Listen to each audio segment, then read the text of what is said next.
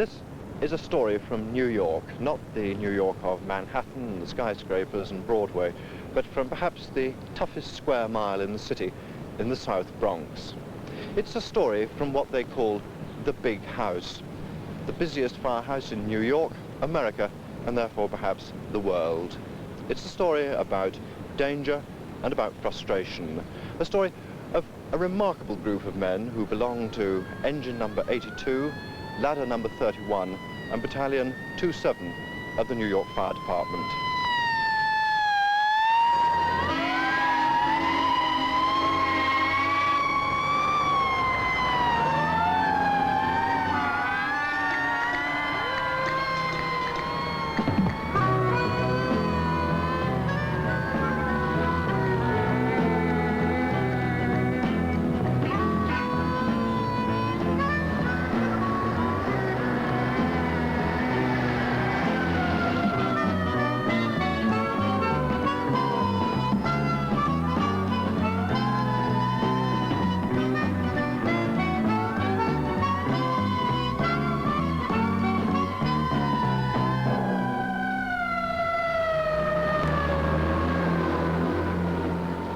Sometimes parts of New York look more like a B-feature film set than somewhere for people to live, like the South Bronx, a backdrop to incessant drama for the firemen of Ladder 31 and Engine 82.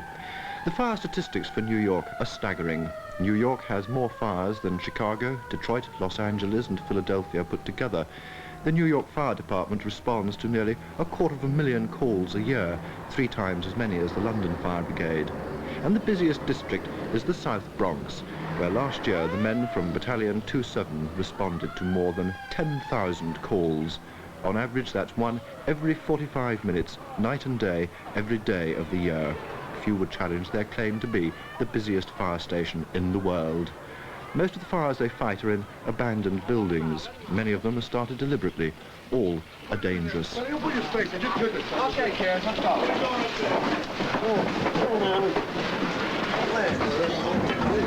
Oh, shit. There you go.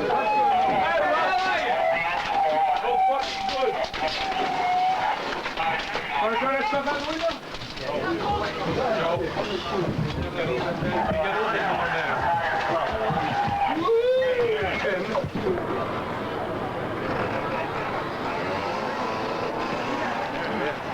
Okay, want to move back? Let's open up over here.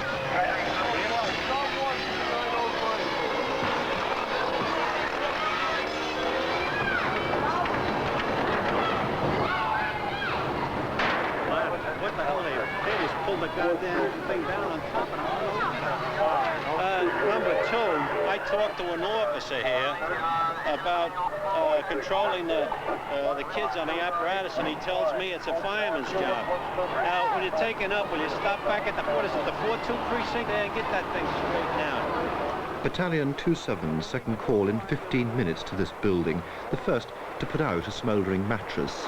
The mattress fire whetted somebody's appetite for more fire, and 15 minutes later we were back here and the building was just almost completely involved in fire. Anybody hurt at all or injured at all? Yeah, I think 5 men in Engine 82 are going to go to the hospital just to get a check, you know. But it's kind of exhausting when you do 2 floors of fire like that, and you're working at peak capacity, physical capacity. And it's completely exhausting. You should get checked if you have no more energy. So now, if you look around, you see all the men are just about depleted of whatever energy they had. And this was just for a fire which presumably started deliberately, was it? Oh yeah, obviously it was an arson, a case of arson. Right, sakes, this is ridiculous. You're supposed to be working, but Jesus Christ, this looks like this is a hell of a. If we've gotten anything across to them about safety, this isn't it. Okay, all right. Christ, I mean, this isn't right time. 2 guys swept up a goddamn ladder. A routine fire in an abandoned tenement with no immediate danger to life or even property. Yet as a result of it, for the next hour and a half, the South Bronx was without effective cover. More than half the men of Engine 82 and Ladder 31 were sent to hospital for checkups, including fireman Dennis Smith. The captain and Vinny and I just came back from the hospital. we're okay. They kept Benny Cassidy there and Jimmy Stark for x-rays. They had, you know, kind of a inflammation of the chest or something. But we went to the hospital mostly because when you go into heat and smoke like that, it does things to you, to my eyes and to lots of people's eyes. And it inflames them to such that when you even blink, you know, it hurts. So you go to the hospital and they put a needle in the side and drain the whole thing out and put some saline solution. But is there a safe way of fighting a fire like that as compared to fighting a fire when there is a hazard to life? No, I mean, technology hasn't shown us a safer way of fighting a fire except getting closer to it and putting water on it.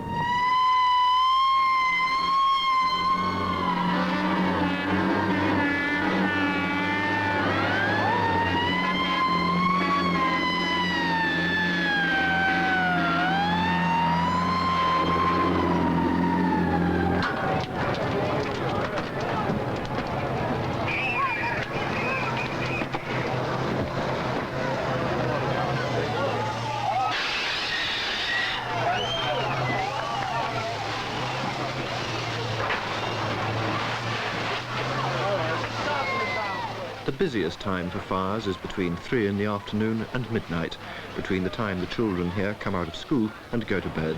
On an average night, there may be several fires like this in abandoned or deserted buildings. All take their toll of manpower, and on this night, by 10 o'clock, only one of the original crew of 6 on Engine 82 was still fit to work. I'm an MPO, which means I'm a motor pump operator, and I had to deliver water to the fire. So I'm not permitted to go into the fire building in the event of a fire. My station is to stay with the engine and make sure that they have the water, proper water. So it could be said it was your lucky night. Well, I like to go into the fires. That's my job, and that's what I do the best, put out fires.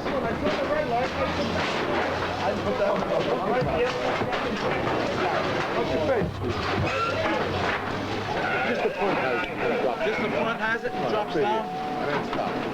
Whoever has it when we end up on... 40 miles away from the Bronx in upstate New York, another world, the gentler, friendlier world of suburban America.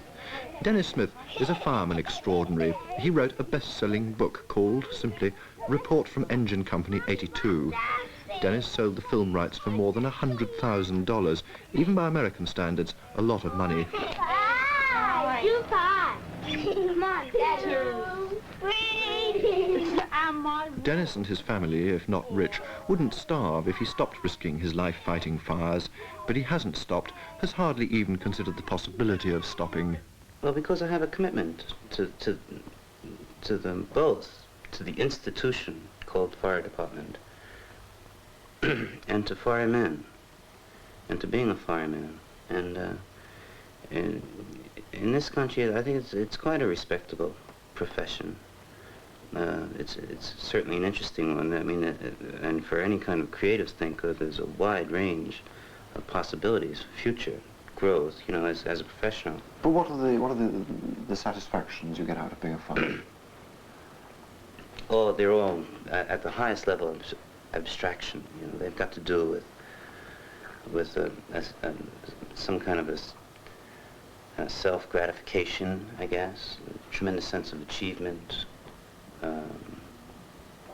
and a kind of an honor about the whole thing. I have heard it compared to bullfighting. Yeah, I guess because bullfighting, after all, comes from a Spanish tradition.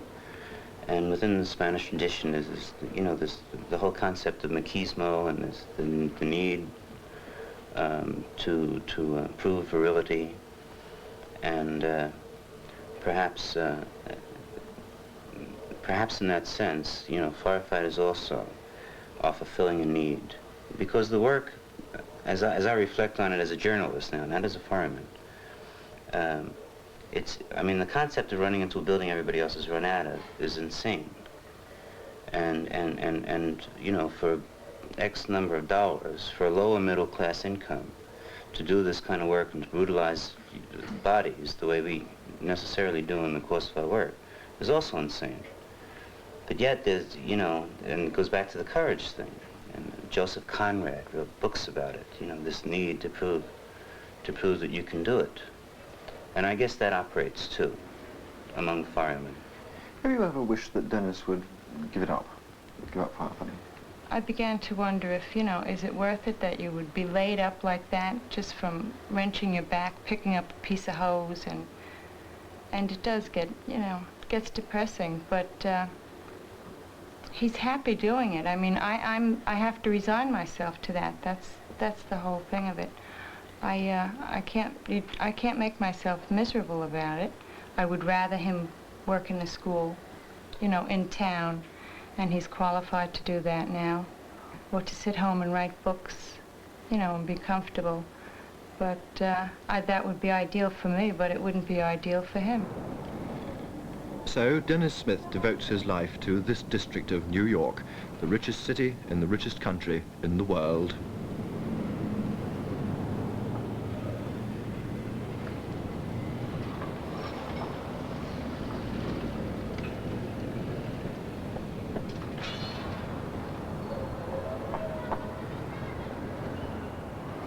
The South Bronx used to be a respectable Jewish neighborhood. Then it was respectable Irish. Now it's a ghetto fast becoming derelict. It hasn't been bombed, it's been devastated by neglect and the people who live here, mostly immigrants from the deep south or Puerto Rico. There are few parks, no playing fields or even play streets, so they improvise their own amusements, sometimes to the firemen lethal. What they'll do is they'll cut a hole in the floor, say right by the entrance to the apartment. They'll cut a hole in the floor and they'll cover it over with like a piece of cardboard or something like that. So when the fireman does go in and he's crawling in, he'll crawl, and he'll go right through the hole. And what they'll do also is, a new one what they were doing was they get piano wire and they were stringing it right across the entrance to a doorway, about neck high. So when the fireman's crawling into the place, he'll crawl in and they'll cut his throat with the piano wire. Another one they were doing was with bags of gasoline. Balloons full of gasoline. They'd have them hanging up, and as the fire would burn, they'd open up the gasoline. As you're going in, the gasoline would open up, and it would light up right in front of you, sometimes right on top of you. Another unbelievable thing that they have here is like when there is a fire in an occupied building, there'll be one floor that the apartment that is burning, and the floor below it or the floor above it, they'll be taking stuff out. They'll be, looting places, which is really unbelievable. And like we have no way of knowing who's the occupant, if it's their property that they're taking down or what, So you let them go by, and then like 10 minutes later, somebody comes up and says, my apartment was robbed. And you say, well, listen, lady, there isn't much we could do about it.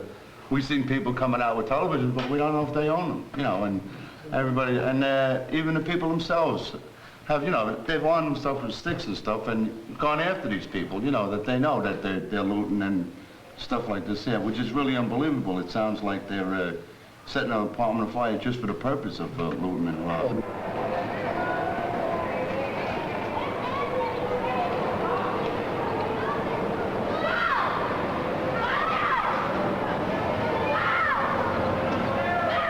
The people of the South Bronx are mostly transient. Few have jobs, most exist on welfare payments from a city hall which often seems more interested in keeping the people quiet than providing work. The poverty isn't material. No one starves, they dress well, own television sets, refrigerators, often even cars. It's spiritual, the poverty of hope breeding apathy and violence. Beneath the apparently placid surface, the South Bronx is an urban jungle. Well, there's no way out for the people in the South Bronx. I mean, I see that. They're transient people. They go from one block to another block to another block until they have a fire, until they're burglarized, until they can't meet the rent. And, but it stays in that one, about a 2-mile diameter. And there's no way out for them. And that's the tragedy of it. You have to be concerned. And all of this stuff, of course, is manifested for us in terms of fire, in terms of false alarms, in terms of fires in abandoned buildings, in terms of real fires and what I call real fires, serious fires in occupied buildings where people die very easily and very quickly. For the firemen in Engine 82 and Ladder 31, I mean, there's no chance of reducing the kind of work that we're doing, or reducing the response that we're making to false alarms and to fires, unless we do something about the conditions of the Bronx. So, you know, I'm looking at it from one hand as a human being, on the other hand as a fireman. And I think we have an obligation with both hands to try to do something about it. Eddie Montague is one of the few firemen to live in the Bronx to understand perhaps just how difficult escape is, even for the children. Show them how you play basketball. Show them how you play basketball. Show them how you play basketball. Come on. See that? See him dribble. Let's see you make a hook shot. Let's see you shoot the basketball. Come on. Shoot the basketball. See that? I know. He's something too, huh? He is something. Mostly, the firemen of Battalion 27 are resented. Even though he's black, lives here and risks his life for their lives and property, Eddie Montague finds he too is resented. Well, it's in this particular area, it seems to be a resentment towards the uniform. The uniform seems to represent the establishment to some people, but then again, you can't say to all people, but it is here and it is prevalent, where the uniform does turn a lot of people off. Do you find, in fact, that being black in a largely black and Puerto Rican neighborhood is a positive advantage ever? Well, in certain situations, it's an advantage. In certain situations, it's a disadvantage, because as we were just saying, you represent part of the, some people feel that you represent part of the establishment, and consequently some people feel that you're not on their side because you're wearing a uniform, when actually we're civil service, and we're out to do a service for the public, which is all the people of the city of New York. 2896 Westchester and Manor Avenue. First arm units acknowledge and respond. 31, 10-4. Get out, 82, truck on the street. Get out. Everybody go. Get out. The firemen always hope that every call will be what they call the big one, a fire where there'll be leaping flames, screaming people to be rescued, chances to demonstrate their expertise.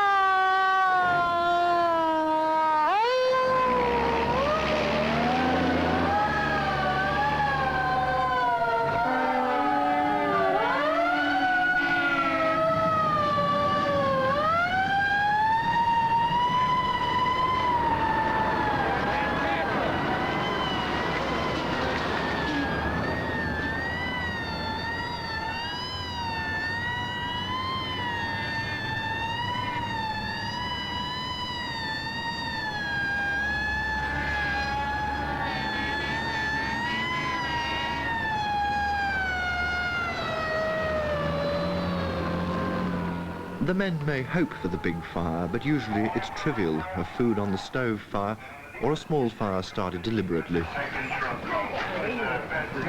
Did somebody start the fire, do you know? We did. Yeah? You see in your family? Yeah, it's my child. Okay. Oh, did you? You better tell me the truth. Did you start that fire down? You did. What? Why you do? The place was like this, so these other rooms. Yeah, that's when we in that up. All right, so that's it. Okay.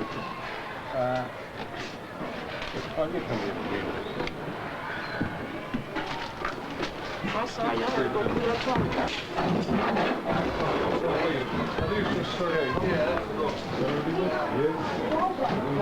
Where's the dogs? He ran out of the house. The door was open when we got up there. 11:30, and for ladder 31, the 14th response since the shift began at 6.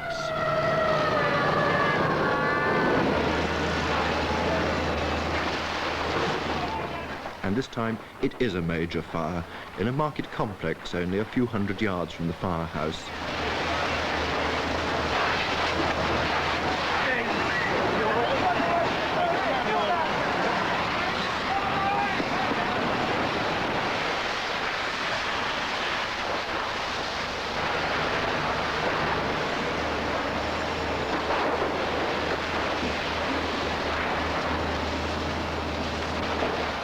This was a serious enough fire for units from all over the Bronx to be called in.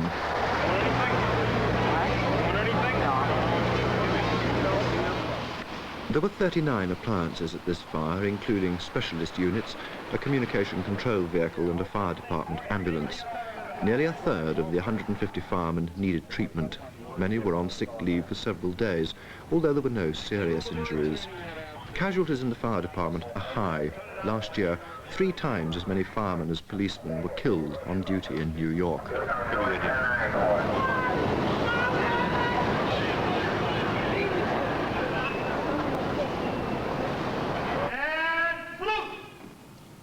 Oh, say, can you see by the dawn's early light what so proudly we hailed at the twilight's last gleaming?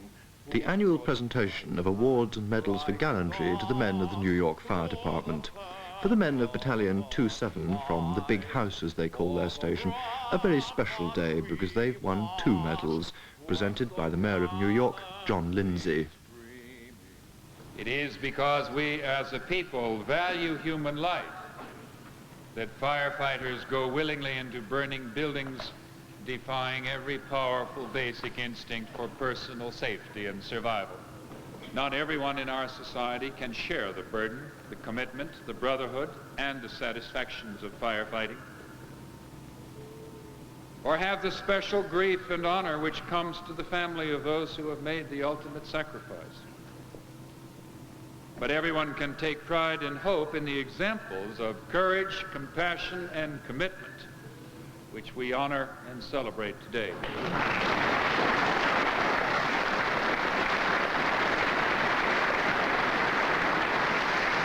The Nair Torment Society Franklin Delano Roosevelt Medal, donated by the Nair Torment Society, is awarded to Fireman Charles P. McCarthy.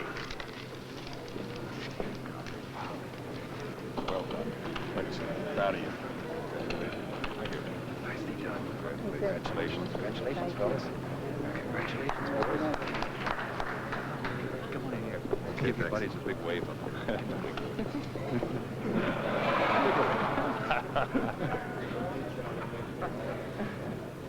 Charlie McCarthy of Ladder 31 won his medal for saving life.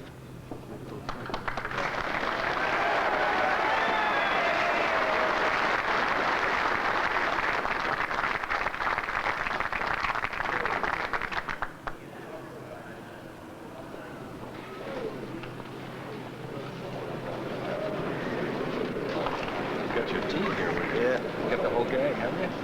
Yes, the entire house. Dan Gainey, too, was awarded a medal for saving life. Perhaps the drama and risk so dryly described in the official citation can only be fully appreciated by other firemen.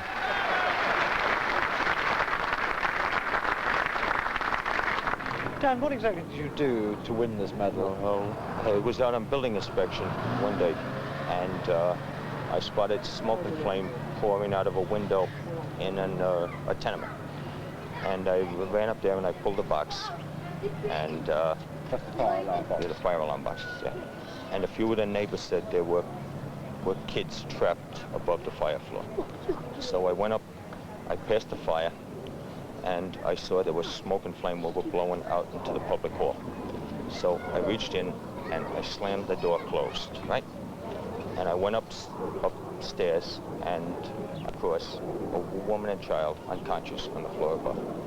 I dragged them downstairs, put them below the fire, right? And then they were screaming. There was a woman trapped in the apartment directly above the fire. So I went up there, and I could hear her screaming. And I forced the door open, and I went in and dragged her out, and dragged her downstairs, and she was extremely heavy too. So that's it. That's the entire rescue. You make it all sound very cool. Yeah, very much part of a day's work. That's it. And then the fire companies came, and they put the fire out, and that was it. Did you have any safety gear with you? None. No work whatsoever. It must have been quite a decision to make there, to go into a burning building on your own. No, you don't think about it. It's done strictly on impulse. You know, you see a fire, you just go. And there's no thought about yourself and nothing. You know, they were screaming that there's people trapped upstairs and everything. And you just go. That's it. You may just go. I don't think most people would. Well, that's what you're getting paid for, right? Okay, now.